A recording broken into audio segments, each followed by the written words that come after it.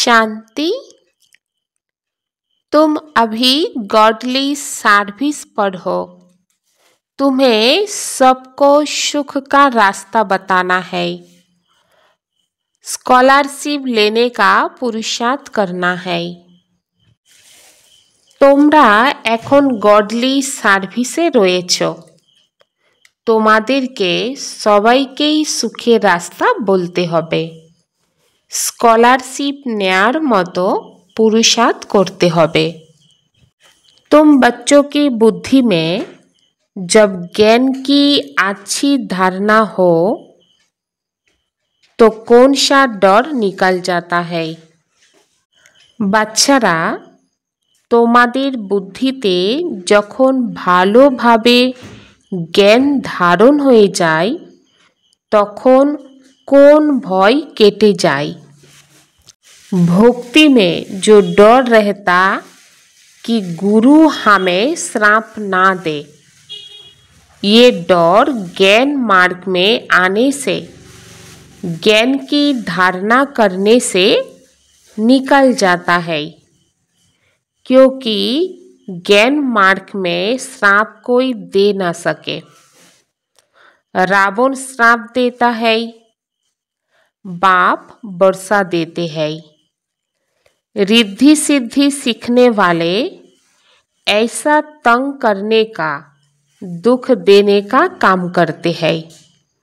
ज्ञान में तो तुम बच्चे सबको सुख पहुंचाते हो। भक्ति मार्ग में जेमन भय पाई जे गुरु अभिश्राप ना दिए देय, এই জ্ঞান মার্গে এসে জ্ঞান ধারণ করার পরে সেই ভয় চলে যায়। কারণ কি?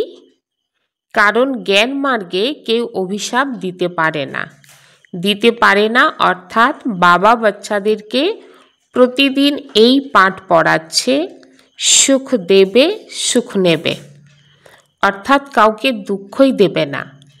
যদি তুমি দুঃখ দাও তাহলে সেই দুঃখ অধিক হয়ে তোমার জীবনে চলে আসবে। আর এই জ্ঞান যখন আমরা প্রাপ্ত করি এবং বুঝে যাই যে আমরা সুখকে প্রাপ্ত করার জন্য এসেছি, দুঃখকে নয়, তো সেই কারণে দুঃখ দেওয়ার তো প্রশ্নই ওঠে না। তো এর কারণে আমাদের সেই ভয়ই থাকে না। রাবণ অভিশ্রাপ দেয়, বাবা তো উত্তরাধিকার দেন। যারা ঋদ্ধি সিদ্ধি করে তারাই দুঃখ দেওয়ার জন্য এবং নাজেহাল করার জন্য এই রকম কাজ করে। যারা ঋদ্ধি সিদ্ধি করে তারা কি অবশ্যই দুঃখ দেওয়ার জন্য কাজ করে এবং অন্যকে নাজেহাল করে দেয়, ডিস্টার্ব করে দেয়, দুঃখ দেয়। জ্ঞান মার্গে তোমরা বাচ্চারা সবাইকেই সুখ দাও। জ্ঞান মার্গে বাবার বাচ্চারা প্রত্যেককেই সুখ দেওয়ার पुरुषार्थ करे। बाप से बेहद का वर्षा लेने के लिए डायरेक्ट अपना तन मन धन ईश्वर के आगे अर्पण करने में समझदार बनना है। अपना सब कुछ 21 जन्म के लिए ट्रांसफर कर लेना है। बाबार काछ थेके बेहदेर सम्पदेर बर्षा नेওয়ার জন্য डायरेक्ट निजेर तन मन धन ईश्वरेर काछे अर्पण करे समझदार अर्थात बुद्धिमान होते हबे। तो बाबा डायरेक्ट केन बोलछे? कारण भक्ति मार्गे मानव एकटा जन्मेर भाग्य प्राप्त करार जन्य तो भिखारीदेरके जखन भिक्षा देय तो भिखारी हिसाबे देय ना, भावे ईश्वर भिखारी हिसाबे एसेছে এবং কে দান করলে পরের জন্মে ভাগ্য জমা হবে। তো সেটা তো ঈশ্বর অর্থে ভিখারিকে দান করেছে ইনডাইরেক্ট ভাবে। কিন্তু এই সঙ্গম যুগে আমরা বাচ্চারা এটা বুঝে গিয়েছি যে বাবা এসে গিয়েছে এবং বাবা যে শ্রীমত দিচ্ছে সেই অনুসারে যখন আমরা আমাদের নিজেদের তন মন ধন বাবার সেবাতে লাগাই, তো এটা হচ্ছে ঈশ্বরের কাছে অর্পণ করা। আর এই অর্পণ করার জন্য আমাদের বুঝদার হতে হবে, তবেই কিন্তু আমরা আমাদের ভাগ্য তৈরি করতে পারব এবং নিজের সব কিছু 21 জন্মের জন্য ট্রান্সফার করে নিতে হবে। অর্থাৎ এখানে যত আমরা সেবাতে লাগিয়ে দেব এই জন্মের, তো ওটা ট্রান্সফার হচ্ছে 21 জন্মের জন্য। जैसे बाप पढ़ाने की, संभालने की और श्रृंगारने की सर्विस करते हैं, ऐसे बाप समान सर्विस करनी है। जीवन बंधन से निकाल सबको जीवन मुक्ति में ले जाना है। बाबा যেমন শিক্ষা দান করছেন, লালন পালন এবং সুসজ্জিত অর্থাৎ শৃঙ্গার করা সেবা করছে, ঠিক এই রকম বাবার সমান আমাদেরও সেবা করতে হবে, অর্থাৎ শিক্ষা দান করতে হবে, লালন পালন করতে হবে, আত্মাদেরকে শৃঙ্গারও করতে হবে। এর জন্য জীবনের বন্ধন থেকে বেরিয়ে আসতে হবে এবং বেরিয়ে এসে সবাইকে মুক্ত জীবনে নিয়ে যেতে হবে।